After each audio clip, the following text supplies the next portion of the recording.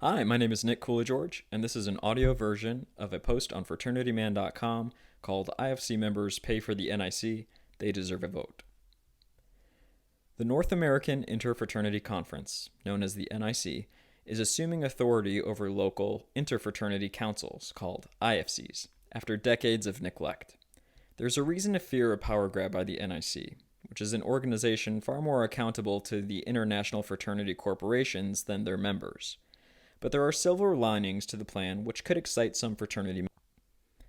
So, it's not that recognition from the NIC is a bad thing for students in the long run. I will, however, explain why now is a crucial moment for students to stop following the rules and lead. Strategically, this is a rare opportunity for IFC officers to bring relevance to their roles. A strategy behind the NIC's hostile takeover. I can imagine many reasons why the NIC may want to take the reins of IFCs. Let's start with a simple one. The NIC will receive a serious financial boost of at least $400,000 per year. That's about a 16% increase in revenue from the NIC's fiscal year 2017 report. It also doesn't include what they will collect for IFC insurance, which starts at $599 if there are 5 or fewer chapters on a campus.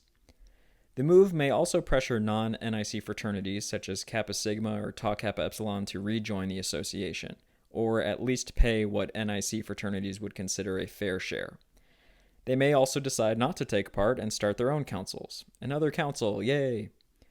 It also presents a unique opportunity to break fraternity governance away from university policies and administrations. That is something I can get behind. How will this affect students?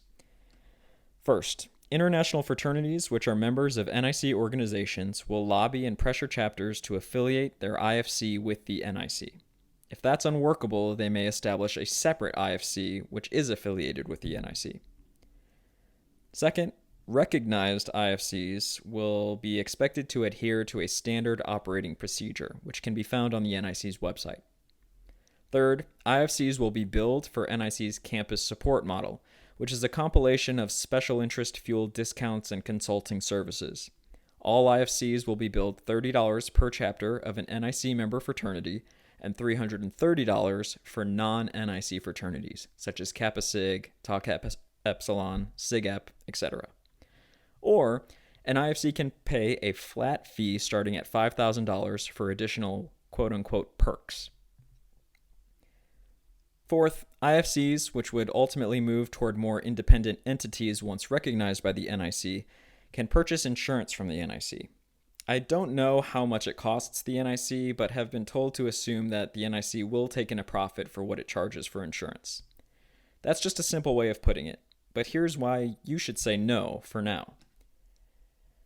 Times of transition create opportunities to make strategic plays. Students have a chance to demand greater influence with this recognized IFC stuff. I'm not suggesting that students take down the NIC or anything like that.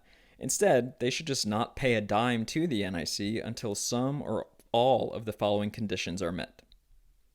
1. Each IFC earns a vote on NIC matters.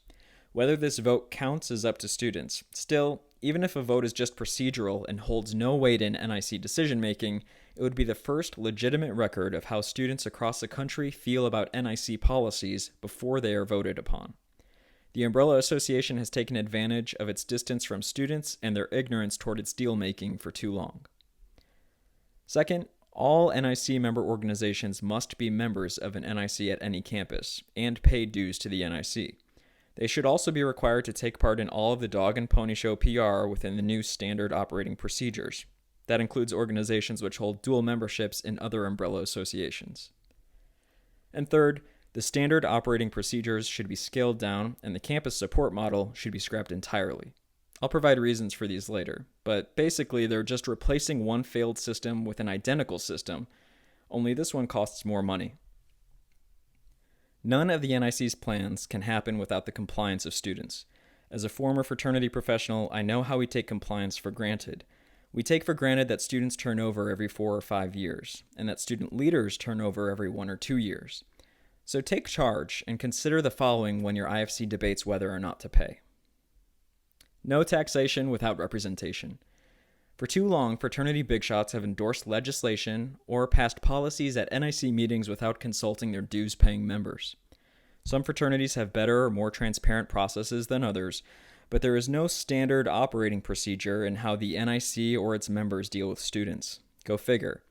Colonists fought for independence over this very issue, and it is an important one. The biggest contributors to the NIC's budget are member dues, vendor contributions, and this new IFC campus support model and its fees. Guess where all of that money comes from? Students. Undergraduate members pay dues to international fraternities, which then pay dues to the NIC. They pay for services from vendor organizations directly or indirectly, which then give money to the NIC for preferential treatment. Finally, students pay their IFCs, which will then forward that money on to the NIC headquarters in Carmel, Indiana.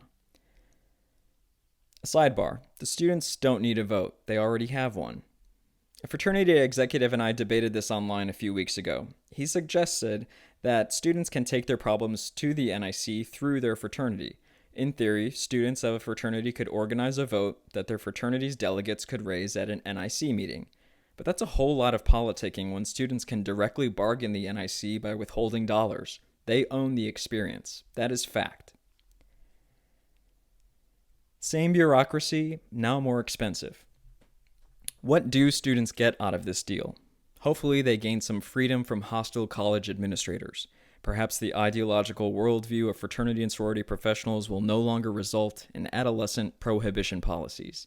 No more deferred recruitment, closed expansion, and/or bloated standards of excellence checklists. Unfortunately, that's not the case. The NIC continues lobbying like hell for greater zero-tolerance approaches to hazing and alcohol. That makes each of those symptomatic problems tougher to deal with.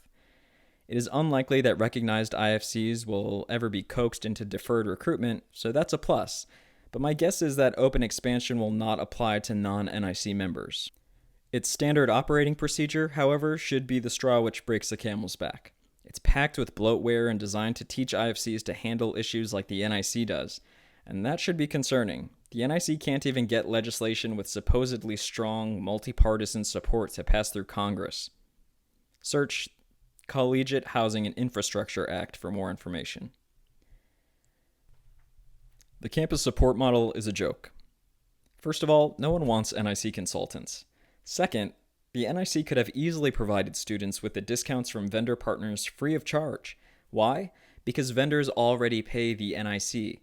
The highest level contributors give $10,000, and some own multiple brands in the Greek life space and pay the maximum amount multiple times. It's a pay-to-play scheme whereby the NIC courts vendors to give it money, then requires students to pay to get discounts. There are already too few Greek life-oriented companies run by millennials. This preferential treatment of vendors is a slap in the face to paying students. It's also a way to thwart innovation and startups in the Greek life world, which is basically how umbrella associations treat new fraternities and sororities anyway. Who pays and what they pay is unequal. Perhaps a helpful staffer from the NIC can enlighten me on this topic. There are many international organizations which are members of the NIC but not IFCs. Will they be required to take part? How, if not, can the NIC enforce the ideal fraternity experience? A perfect example are the NPHC, or historically black fraternities, which are NIC members, including Alpha Phi Alpha and Kappa Alpha Psi. Neither will likely be required to take part in the new IFCs, so one must wonder why only some NIC members will be coerced into joining the new IFCs and why others won't. Furthermore, there are other non-NIC fraternities who will likely be required to pay the higher $330 fee or more. Remember, there is no college campus with more than 100 historically white fraternity chapters, so in no situation will paying the flat fee for the campus support model result in any group paying less. Tau Kappa Epsilon, Kappa Sigma, Lambda Chi, and Phi Delta Theta, for example, have about 950 chapters between them.